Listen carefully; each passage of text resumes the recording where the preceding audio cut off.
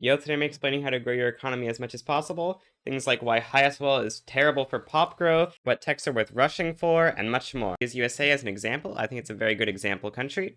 You almost always want to go up to at least high taxes. This will give you a lot more money than normal taxes or whatever.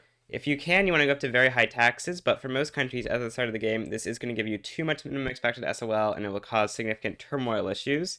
In our case, you'll see that this is going to bring our minimum expected for the lower strata up to 8.5 compared to 10.1 SOL. This is pretty good, but if we were to go up to very high, that would be 10.1 SOL with a minimum expected of 10, which is a little bit too close, especially because our SOL would likely drop from higher taxes. So that would be a little bit dangerous.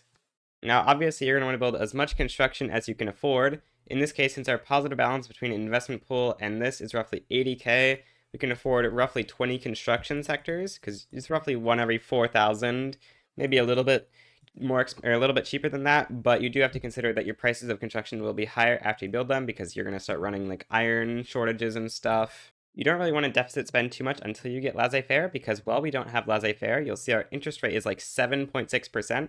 Also, we can get it lower from techs as well, but laissez-faire would cut our interest rate in half from that negative 25% loan interest rate.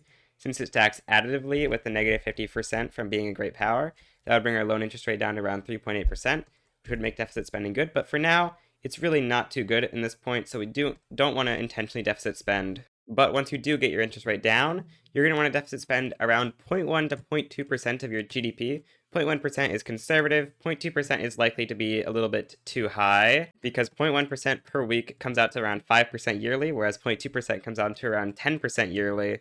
And growing 10% a year is very difficult, whereas growing 5% a year is very easy. So now that we have all this construction, what should we actually use it on? Well, there's essentially two important factors here, which is obviously the profitability of the building per construction you're using, and also, does it get used by the government? If it's used by the government, that means you want to try to build more of it, because lower prices for the government means you could build more construction. Like, especially on like something like iron, almost all the demand for iron in our market right now is currently coming from construction sectors, so building more iron mines to reduce the price of construction so we can then build more construction would be very good. Another way to save money is to go to very low government wages. This saves you quite a bit of money, and it gives pretty inconsequential debuffs. Like, you don't really care about your prestige, except for in very specific circumstances, like if you're trying to rank up, in which case you can just very quickly set it back to medium, and you get some negative approval, which could be a problem, but in most cases is not going to be an issue. So I think this is usually worth doing. And obviously, you should build railways wherever you have negative infrastructure, assuming you have them unlocked, because this is going to be the best way to solve your infrastructure issues. And you should subsidize them, because otherwise they're not going to be solving your infrastructure issues unless they're profitable, which they sometimes are, but you really don't want your infrastructure to be depending on the price of transportation. Unless your wood price is incredibly low, it's almost always a good option for what you can build, because its construction only costs 200. That's the same as the agriculture buildings, but the agriculture buildings are almost never as profitable. So logging camps are very good unless you get the price of logging down to like negative 30% or something.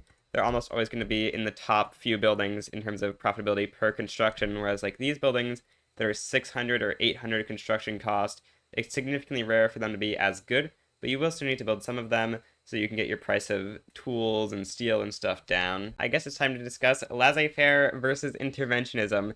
These are pretty much the only two good economic systems. All the other ones you only go if you like have to. Like agrarianism, if you can't get onto interventionism, then you can go agrarianism. But other than that, interventionism and laissez-faire are pretty much the only two viable ones.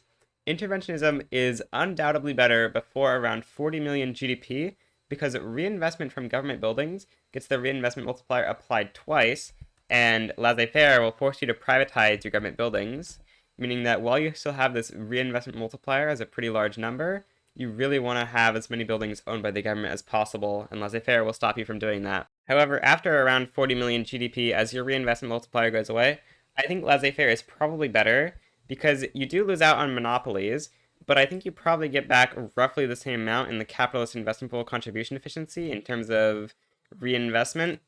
But what you also get is the negative 25% loan interest rate. Also, the private construction allocation is actually kind of convenient in some cases, because otherwise you can have to like pause government construction if you want to utilize your full investment pool, but that is not that useful. It's just a little bit convenient. But if you try to get past like 5 billion GDP on laissez-faire, you'll run into a big issue. You hit 1,000 buildings in your private investment pool, and the private investment pool cannot build more than 1,000 buildings at a time. And so this is a pretty big problem for laissez-faire, because basically all the benefits of capitalist investment pool contribution efficiency go away if that's the case. And so interventionism, I think, becomes better again around like 5 billion GDP when you hit this wall, because monopolies are better than minus 25% loan interest rate. Now, before I can really continue, it's very important to understand just how bad SOL is for pop growth. So I've made a little visualization of pop growth for various SOLs. This is assuming level 4 public health insurance, the food standardization power block mandate, and one birth rate modifier to cancel out literacy. So that could be either women's suffrage being on legal guardianship or a food company.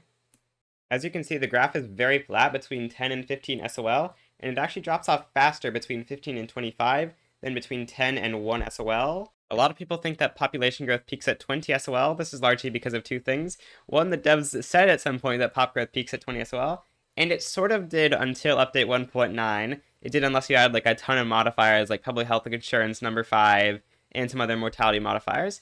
But in 1.9, they changed it from being 20 to being 15, and they lowered the base mortality on all population growths, or on all SOLs, meaning that population growths are in general higher. And now that I've cleared up the misconceptions about pop growth, it's time to talk about taxation laws. Basically, you should always pick the taxation law that will result in the most revenue, because, yeah, we don't care about it for SOL, because SOL does not matter unless you're trying to specifically increase SOL as the goal of your run. There is basically no reason to increase SOL past like 10. It doesn't really affect pop growth at all. If you have enough modifiers, it'll negatively increase pop growth, in fact. There is one exception to this, though. If you're on land-based taxation, and proportional is almost as much money as per capita, you should probably go proportional, just because it's a little bit inconvenient to try to pass proportional from per capita. You basically need a labor movement, and that does require a tech, and sometimes it just doesn't spawn, although it almost always spawns. The only other super important law is public health insurance. This is super important because you get up to negative 20% mortality at level 4, negative 25% if you get to level 5, but getting to level 5 is pretty tough because that does require a tier 5 technology in antibiotics. But to get to level 4, all you need is the tier 2 technology, pharmaceuticals, which you can easily reach in just a couple of years. Really, I should be researching this as like my second tech this run, just because public health insurance is super important to get that negative mortality so you can start steamrolling your pop growth. You know, this is the equivalent of like 0.5 to 0.8% pop growth pretty much. 0.8% pop growth might not sound like a lot, but over 100 years, that combines into 2.2 times the pops. That is assuming no migration or conquest, so it would be slightly lower than that, but in your starting territories, that's like double the population. That's pretty nice. Next, it's very important to understand never use labor-saving PMs if you don't absolutely have to, with a couple of exceptions. Most notably, rail transportation isn't too bad, because extra transportation demand will actually lower subsidies, and it isn't that bad in terms of efficiency per construction, and it is like a 10% boost in efficiency per worker. But most other labor-saving PMs you should only use if you absolutely need more labor, even if you have to build in like an unincorporated state with like the negative 50% or up to 50% construction efficiency. It's better to do that than turn on most labor-saving PMs. The example I usually use for this is if you were on Bessemer process steel mills and you turned on water tube boiler, this would increase your efficiency per worker by 1%, assuming base prices. Of course, your prices aren't going to be quite base prices, but still, 1% is ridiculous. If you had like low tools prices, maybe it would be a little bit better, but like it's insanely low how much most labor-saving PMs give you in terms of efficiency per worker, to where you should only turn them on if you absolutely need more labor and there's no other way to get it. Now it's time to discuss how many universities you should build. The answer is approximately 0 until at least like 20 million GDP.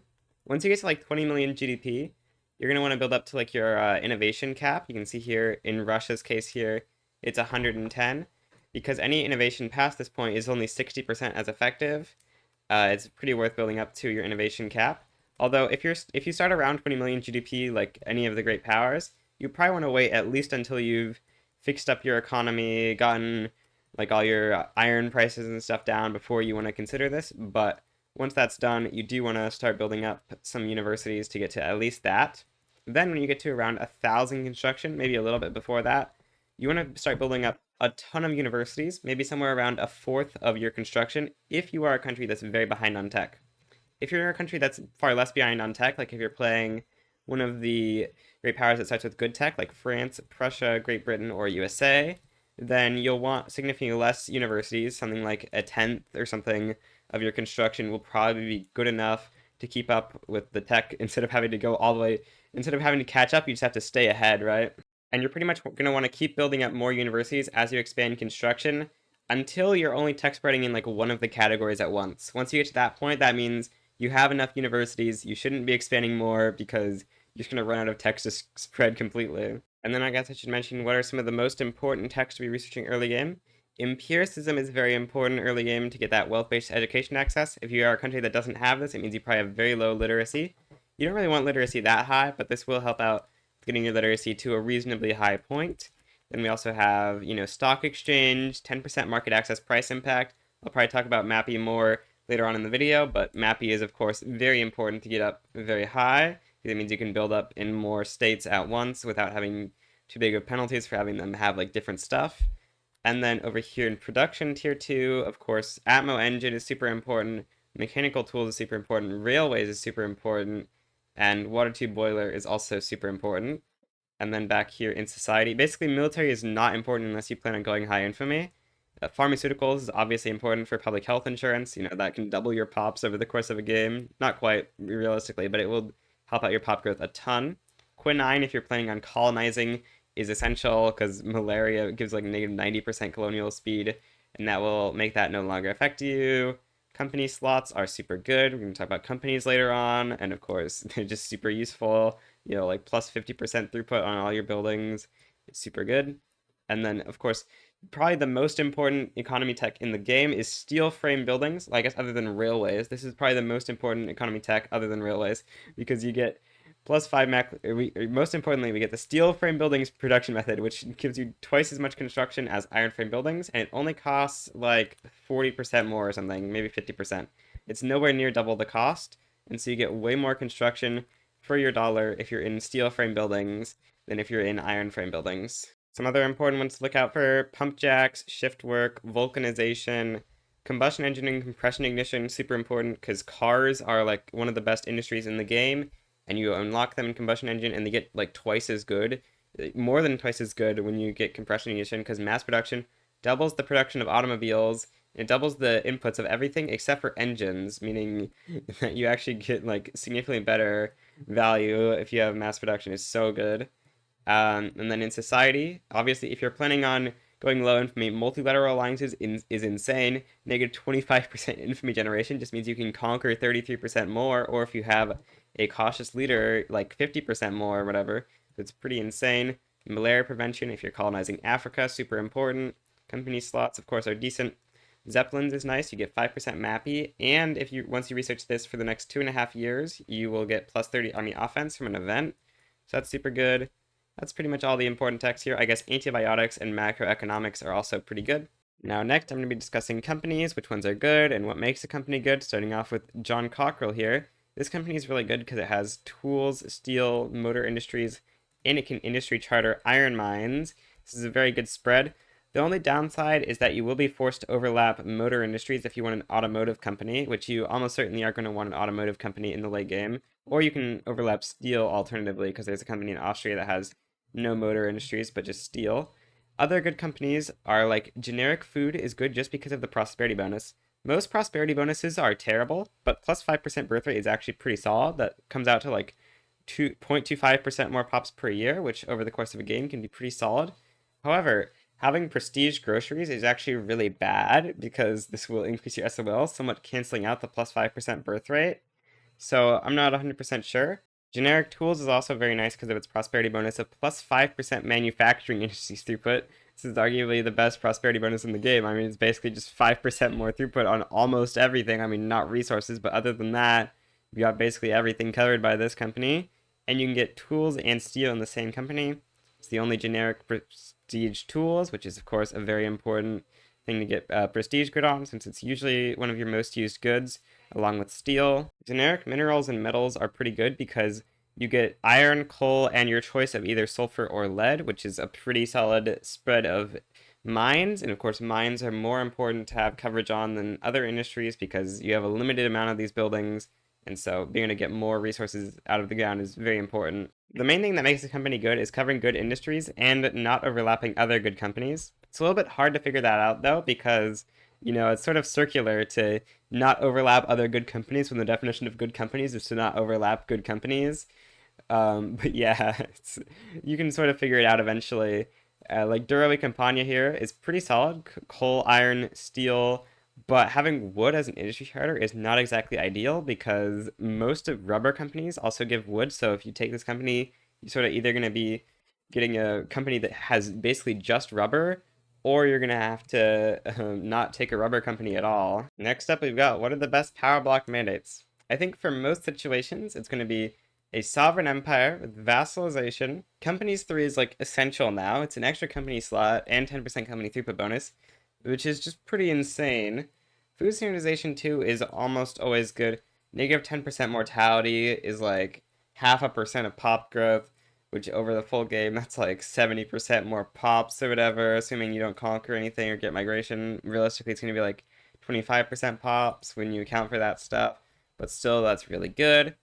Then for your final mandate, if you're playing optimally and going low infamy, I think colonial offices is clearly the best mandate because instead of getting negative 35% infamy generation against unrecognized powers, you'll have negative 60%. That's almost half the infamy cost, which is, pretty huge. If you are trying to do more of a tall build where you don't conquer as much as your infamy can allow, then freedom of movement is a decent replacement.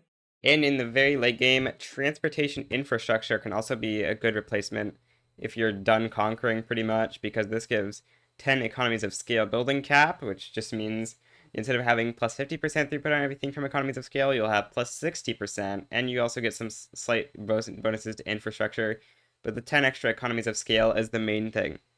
A lot of people like construction because mostly of this United Construction Conglomerate at the end, and I guess also this 10% state construction efficiency. The 10% state construction efficiency is nice for a single mandate, but it just isn't good enough to justify like a full mandate slot. So maybe you can slot this in at the start, but you really don't want to keep it in long term because the United Construction Conglomerate, it just really isn't that good of a company. I mean, you get glass, steel, and tooling, but for a mandate slot, it's really not worth it in my opinion. You gotta remember this is construction sector building throughput, not construction efficiency or whatever. Construction sector building throughput is really not that useful because almost all of your construction costs are not in wages. If you look at our construction in this game, we can see like 2% of the costs are in wages. So all this really helps is the tiny boost to state construction efficiency cap. So if you had like this at level 15, instead of 6% state construction efficiency, we get like 7%. If you are trying to play tall, then a religious convocation is pretty good because you get plus 5% birth rate, which, if you're not going to be expanding using the sovereign empire thing, getting that 5% birth rate is pretty solid. 5% birth rate, that's going to mean like 20% more pops over the course of a game potentially, which is pretty huge. If you are going to do that, I would recommend Sacred Civics over Divine Economics, just because Divine Economics gives like extra wages and stuff, which is stuff you really don't want for pop growth. I'm about to discuss MAPI. Just so you know what that acronym means, it's Market Access Price Impact.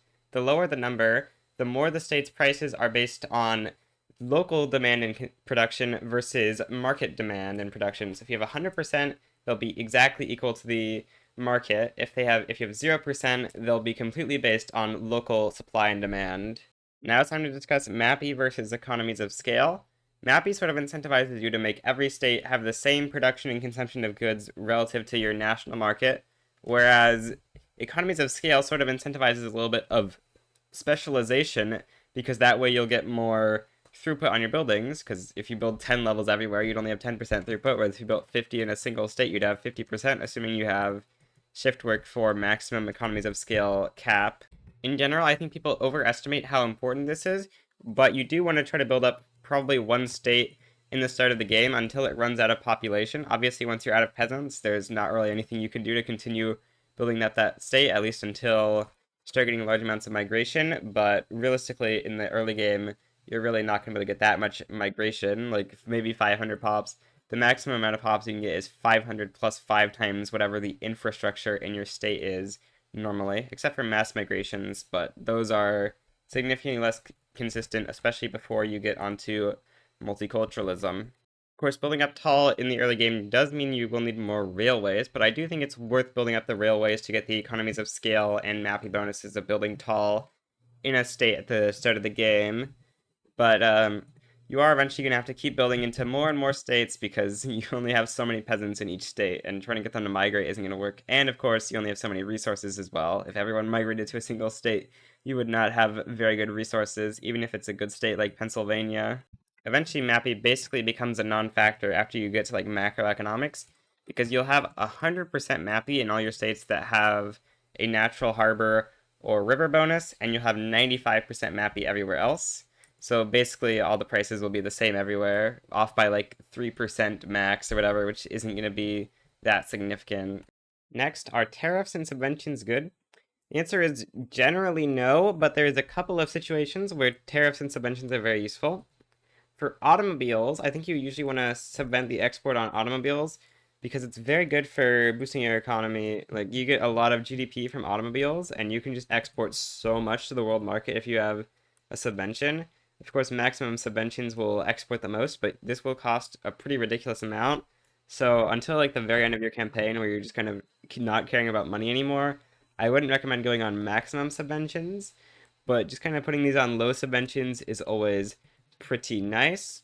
Also, if you're doing like a super GDP max run, you will eventually sort of run out of rubber in the world market, and if this happens, it can be good to put on a maximum subvention on rubber just to try to import as much rubber as you can, because the world market just like doesn't have enough, so you need to force it to give you more. Like, I'm barely spending anything on this rubber subvention, but it's probably helping me get another 15,000 rubber or something. I think tariffs are essentially entirely useless. In this game, I do have some tariffs, but this is just because I've forgotten to take them off. There's basically no point to tariffs. They lower trade to the point where you're barely getting any money from it, I feel like. And it's just better to tax the people than tariff them, I feel like. As you enter the mid-game, you really are going to want to increase your tax level from high to very high as soon as you can without getting too many radicals. Usually that point is roughly once you get to like public health insurance at level 3. And you also want to start spamming as many consumption taxes as possible eventually, because you do want to stop as many pops as possible from getting over the 10 SOL into that 15 and above range, because getting above 15 SOL, you start to get really bad pop growth and stuff, so you want to stop as many pops from experiencing that, and you want to get as much government income as possible so you can build more building. Next, are investment rights good? I think generally investment rights, you should only get investment rights in other people if you're doing a investment rights strategy where you intentionally keep your GDP incredibly low to utilize the investment pool multiplier. Like if you're playing as, I don't know, Lubeck or Ionian Islands or something super tiny, so you can keep your GDP like below 1 million or whatever to have basically a 3x multiplier. If you just invest overseas, you can get an insane reinvestment pool, and then you could maybe eventually conquer out of that, and you'd have like billions in your investment pool that you can spend later, because all your government buildings will be getting 9 times reinvestment, and the rest of your economy will be getting 3 times. And so you can just snowball like crazy after you get that out. If you have like 1 billion saved up in your investment pool, or even more potentially. It's especially insane when you use the investment rights charter, because this one lets you use part of their investment pool instead of your investment pool, which makes it just even more insane. Because, you know, normally you might have a cap of like 150 construction points you can get, because you can only have your like one state or whatever. But if you're using their construction, then that's not too big of a factor, and you can sort of just get as much as you want. And you can end up owning like 1 billion GDP overseas, which is pretty huge. Now, finally, I'm going to discuss briefly what states you should conquer. It's a little bit tangentially related to growing your economy. You know, it's not like construction or whatever, but you do get GDP from conquest. And of course, population is incredibly important to being able to continue to grow your GDP. So you are going to need to do a lot of conquest. Of course, the most overpowered place to conquer in the game by far is Great Qing in India, because India you can transfer from the British for just about 100 infamy. It's a little bit more than 100 infamy at game start, but this decreases once you get stuff like the multilateral alliances tech or a cautious leader in charge of your government, which are things you do want to try to do by the mid-game if possible. And the way you want to conquer China, there's lots of different ways to conquer China, but usually the easiest way is you want to conquer like Beijing or something, and you need to take 1 million of a certain good. Usually grain is the best one. Grain does have the slight side effect of starving the Chinese, but it will very likely bankrupt them if you ask for like 50,000 grain or whatever the maximum amount you can ask for them in grain is. And then once they're bankrupt, they will usually drop down to unrecognized regional power. You do have to be in the mid game though, because like right now, with 63 as the requirement for unrecognized regional power, they would easily still hit that, and so they wouldn't drop down to unrecognized regional power, and so we couldn't subjugate them. But by like the 1880s or whatever, the requirement will be like 200 or so, and then they should be able to fall down because their prestige won't have increased much. It'll be maybe 800. Another advantage of conquering states over here is it makes it really easy to pass multiculturalism because they create giant national movements that really like multiculturalism. And of course, being able to pass multiculturalism means you get more migration. If you're looking to avoid conquering China and India, or you already have, then other good places include Africa. Obviously, colonizing into Africa is super important. You can basically do this for like zero infamy, get all of Central Africa. It has tons and tons of rubber, is the main thing, but also there's some iron in like Tanzania, for example, has a pretty good supply of iron and coal, so that's good. And there's tons of other decent states like Transvaal with coal, iron, and gold. Really, just anywhere with population and good resources is what you want to conquer, and it's even better if it's unrecognized. The Ottomans, it's very nice to subjugate them once they become unrecognized, but they do very often actually succeed in Tanzimat nowadays. You kind of have to stop them from reconquering Syria or hope that they fail if you want to be able to subjugate them. Well, that's the end. I hope this guide was helpful for growing your economy so you can reach GDPs like in the 10 billions range. It's pretty tough, but it is very doable. So yeah, goodbye.